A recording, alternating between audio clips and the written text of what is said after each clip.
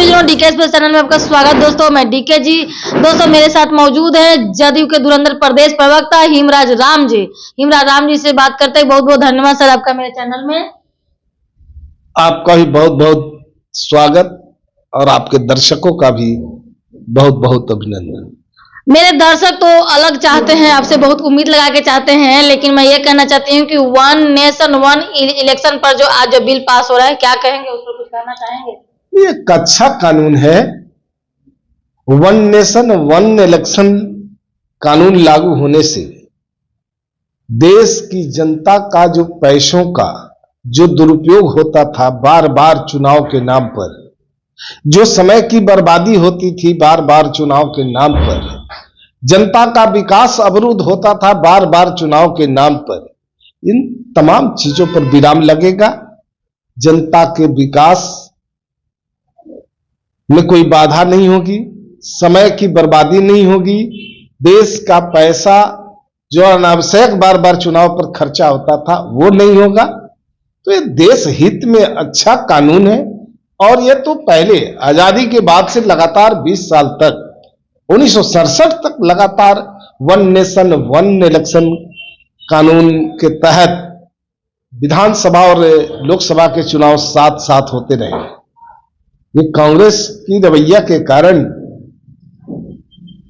इस परंपरा में रुकावट आई और आज देश की मांग है, देश की जनता की मांग है, ये आज की जरूरत है कि वन नेशन वन इलेक्शन कानून लागू हो। तो वन नेशन वन इलेक्शन पे आप सहमति कर रहे हैं कि अच्छा कानून है, लेकिन ये कहते हैं कि ये जो बिहार में जो आगामी 2025 में विधानसभा का जो चुनाव होने वाला है, आप इस बार बोल रहे हैं कि इस बार 225 के बाद, तो कहीं ना कहीं सीएम का जो चल रहा है इधर तालमेल क्या चल रहा है, इस सीएम किसके लिए लड़ा जाएगा, कौन रहेंगे, जो चुनाव के जो मेन हेड रहेंगे कौन रहेंगे, क्या नीतीश कुमार के ही अध्यक्षता में होगा? अरे देखिए, एनडीए ने तो आधिकारिक तौर पर यह घोषणा कर चुका है कि 2025 का विधानसभा का चुनाव नीतीश कुमार जी की ही अगुवाई में, नीतीश कुमार जी के ही नेतृत्व में लड़ा जाएगा और 225 से ज्यादा सीटें जीतने का लक्ष्य रखा गया है। और इस लक्ष्य को प्राप्त करने के लिए एनडीए के जितने घटक दल हैं, सभी पार्टियों के कार्यकर्ता नेता मजबूती के साथ लगे हुए हैं कि हम अपने लक्ष्य को आसानी से प्राप्त कर सकें।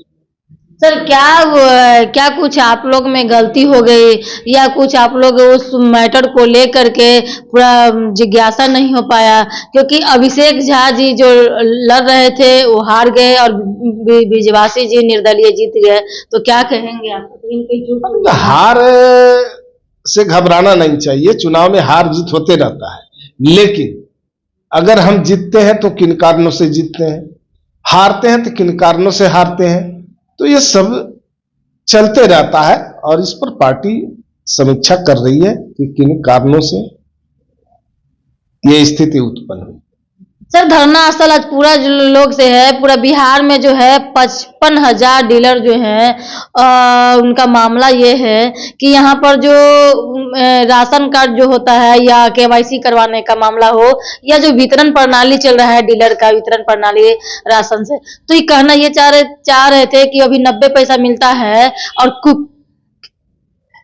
क्विंटल में, और ये बात कह रहे थे कि और अदर स्टेट में अलग अलग 300 रुपये सब मिलता है, 250-300 रुपये मिलता है, लेकिन उनको मांग है कि आखिर हम लोग को जो है कुछ पैसा का जो है महीना में कम से कम तो 30,000 तक मतलब कर दिया जाए। ये कुछ मांग है। इसके लिए सरकार है और सरकार के विभाग है, जिस से संबंधित वो विभाग है, वो विभाग अपना इस पर विचार कर रही है, सरकार विचार कर रही है कि तो कह रही है कि one nation one election, one nation one ration card सब एक होना चाहिए।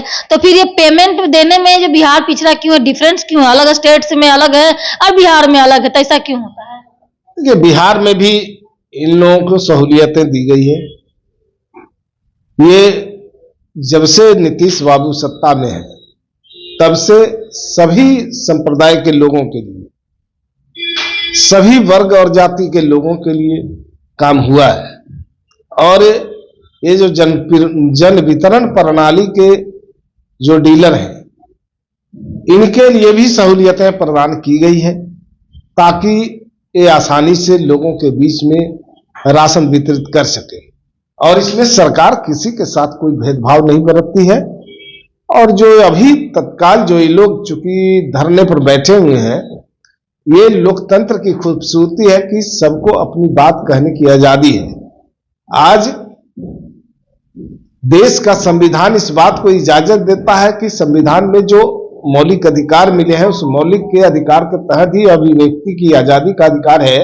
और इसी अधिकार के तहत आज लोग धरना पर बैठकर अपनी बातें सरकार के सामने रखने का काम कर रहे हैं। तो सरकार संविधान सम्मत कार्य करती है और इन लोगों के विचारों को, इन लोगों की जो मांग है, इन लोगों का जो कहना है, उसको एक सिरे से सरकार खारिज नहीं कर रही है, बल्कि उस पर विचार करेगी सरकार। और इसके लिए जो विभाग उत्तरदायी है उस पर कार्रवाई करेगी। ये बीपीएससी जो है पेपर लीक का मामला एक आया हुआ था, वीडियो भी वहां का आया है, बाबू परीक्षा केंद्र में है, तो इस पर क्या कुछ पुष्टि कुछ करना चाहेंगे? देखिए, इतना जानते हैं सर कि आप डोमिसाइल नीति जो है आप लागू नहीं करने देंगे, ना होगा यहाँ पे, ठीक है, लेकिन कम से कम बीपीएससी का मामला क्या है? देखिए, कहीं भी कोई अगर कोई त्रुटि होती है तो उसमें सुधार किया जाता है। कोई भ्रष्टाचार अगर होगा तो उसको बर्दाश्त नहीं किया जाएगा। और बहुत सारी बातें जो है अफवाहें फैला देते हैं लोग, और लोग अफवाहों के चक्कर में पड़ जाते हैं। लेकिन विभाग से पूरी मुस्तैदी से काम होता है।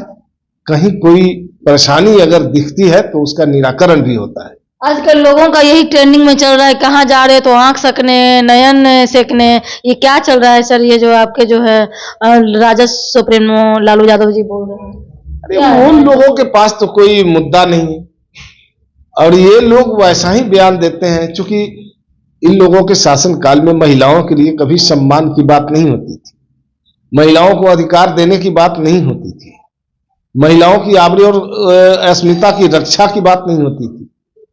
आज बिहार में महिलाएं सुरक्षित है, उनके आबरू और अस्मिता सुरक्षित है। उन्हें तरक्की के लिए, उनको आगे बढ़ाने के लिए तरह तरह के सरकारी प्रयास किए जा रहे हैं। शिक्षा के स्तर में परिवर्तन हुआ है। बिहार की महिलाएं आत्मनिर्भर बनी हैं जीविका दीदियों के माध्यम से। और यही नहीं, बिहार की जीविका दीदियां दूसरे राज्यों में जाकर महिलाओं को आत्मनिर्भर बनाने के लिए हुनर सिखा रही है, तो बिहार के लिए गौरव की बात है। चलिए सर, बहुत बहुत धन्यवाद। देख रहे हैं दोस्तों कि हर चीज में, हर फील्ड में इनका कहने का तात्पर्य है श्री हिमरा राम जी का कि जो बिहार आगे है। और देखिए कि समय समय पर जो है कुछ न कुछ जो है आप लोग जनता के हित के भलाई के लिए ही जो नियम कानून चेंज होते हैं, और जो होगा डीलर का मैटर हो, कोई चाहे मैटर हो, वो काम जो हो दोस्तों होगा। सब्र का फल मीठा होता है।